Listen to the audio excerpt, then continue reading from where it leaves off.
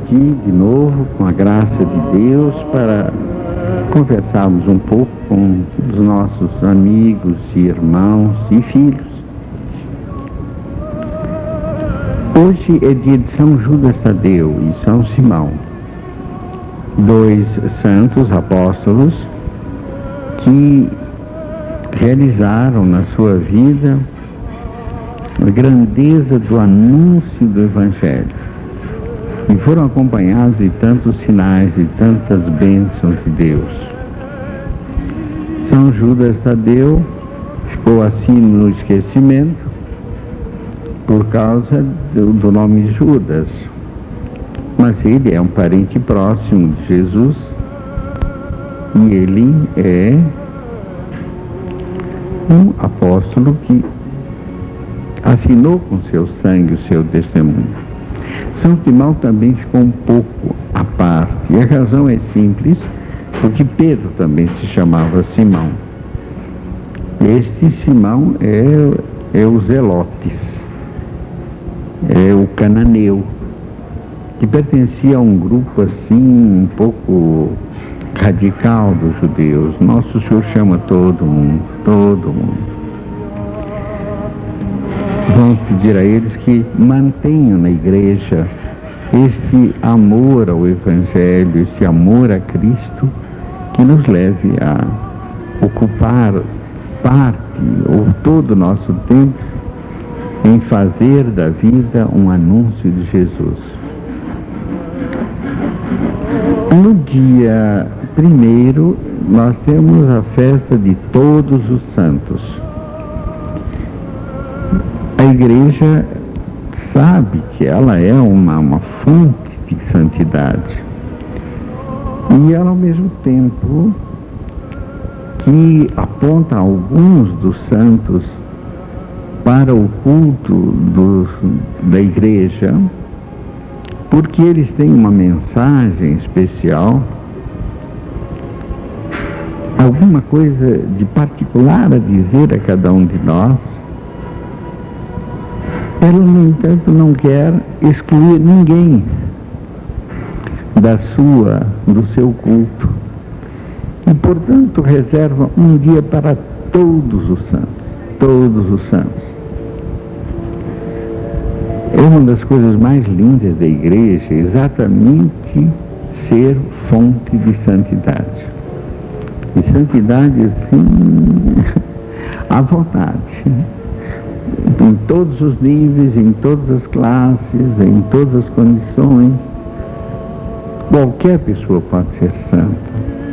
Basta que leve Deus a sério. Basta que procure fazer do Evangelho a luz e a força da sua vida. No dia 2 é dia de finados, dia de todos, da oração pelos nossos mortos, para que, se eles ainda têm alguma coisa a pagar, a justiça divina, purificando-se, eles possam ser auxiliados pelas nossas orações e pelos nossos merecimentos. Nós vamos ter missas nos cemitérios aqui, do Parque e o cemitério de São Miguel. Missas que se estenderão pelo dia todo, para que ninguém, nenhum cristão, fique sem a oportunidade de fazer seus caros participantes dos méritos infinitos de Cristo, oferecidos a cada Santa Missa. No dia 3, vamos comemorar São Martim de Lima, um santo extraordinário, lá nascido no Peru, um grande primeiro fruto da evangelização, filho de um nobre espanhol junto com uma escrava. Ele sofreu muito com essa condição, mas realmente no serviço de Deus e no amor ao próximo, ele cresceu de tal maneira na graça que, Até os grandes foram lá buscá-lo para encontrar luz e conselho nas suas dificuldades.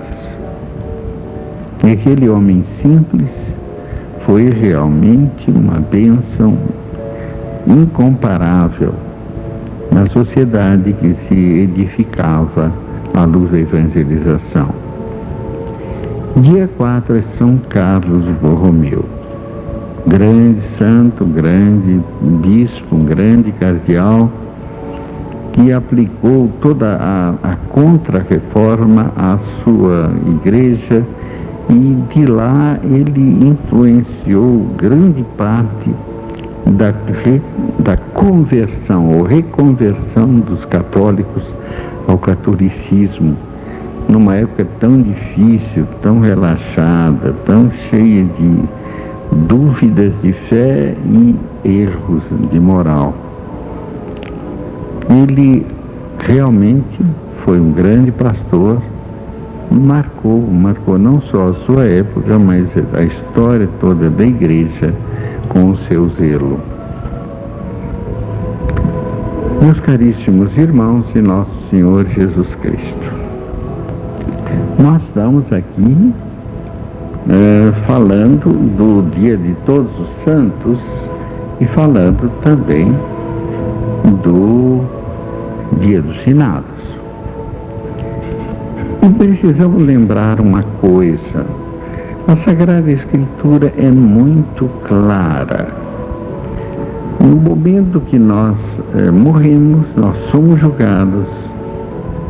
Nesse momento, nosso destino eterno é decidido. É inútil ficar aí atrás de ilusões e de sonhos, de uma reencarnação que não tem nada no Evangelho. Vejam, por exemplo, na parábola do pobre Lázaro, ou quando Cristo fala ao bom ladrão: hoje estarás comigo no paraíso. Ou então, quando se diz do juízo final, simplesmente nós somos julgados. E a nossa destino eterno é decidido. Aliás, todos conhecem aquela passagem que nós morremos uma só vez e depois da morte há o juízo. E aí o nosso destino eterno é decidido. Em primeiro lugar, podemos ir para o céu. E o céu o que é? Senão a felicidade de Deus, de que os homens poderão gozar. Essa comunhão de vida e amor com a Santíssima Trindade, com Maria, com os anjos, com todos os bem-aventurados. Como diz o Catecismo na página 246. O céu é a felicidade plena para a qual nós todos fomos feitos. Uma felicidade que consiste na fruição, no gozo eterno da própria felicidade de Deus, que da nossa parte sempre aumenta, sempre se renova, e por isso a eternidade não cansa. O Papa Bento XII chegou a uma declaração dogmática formal.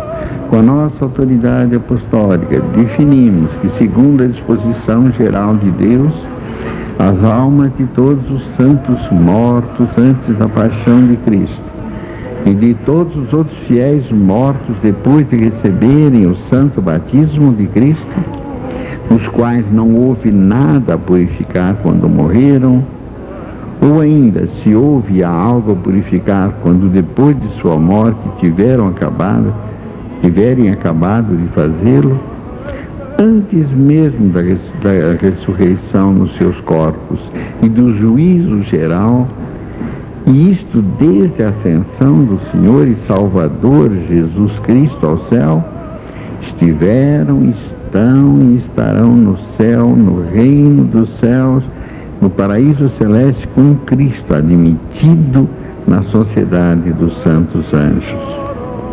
E lá vem Deus face a face, como diz São Paulo.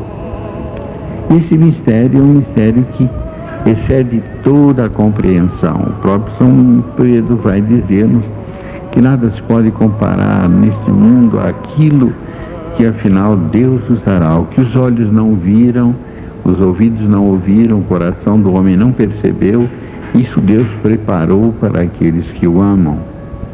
São Paulo, 1 Coríntios 2, 9. No céu está toda aquela massa enorme de irmãos nossos que constituem a chamada Igreja Triunfante. Ela já triunfa, porque com Cristo reinarão pelos séculos dos séculos.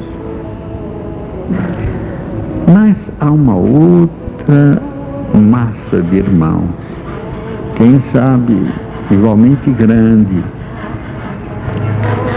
que se purificam no purgatório, porque os que morrem na graça e na amizade de Deus, mas não estão completamente purificados, embora tenham garantida a sua salvação eterna passam após a sua morte por uma purificação, a fim de poder entrar, obter a santidade necessária para entrar na alegria do céu.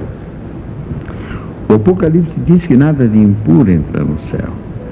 Por isso a igreja chama purgatório esta purificação final dos eleitos, que é completamente distinta do castigo dos condenados, diz o concílio.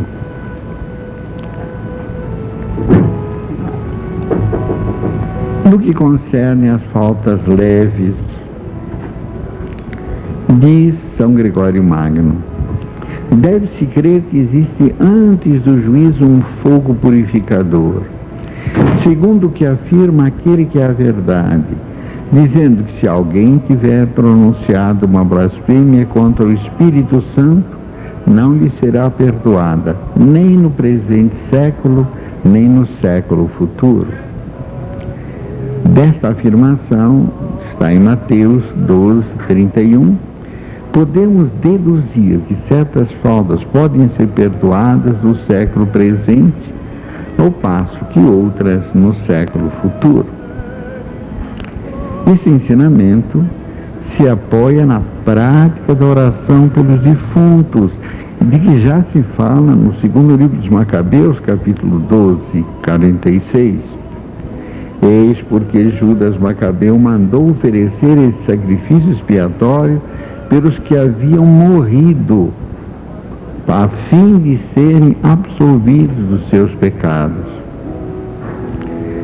Desde os primeiros tempos, a Igreja honrou a memória dos defuntos e ofereceu sufrágios em seu favor, em especial o sufrágio eucarístico, de modo que, purificados pelos méritos de Cristo, possam depois chegar à visão beatífica de Deus.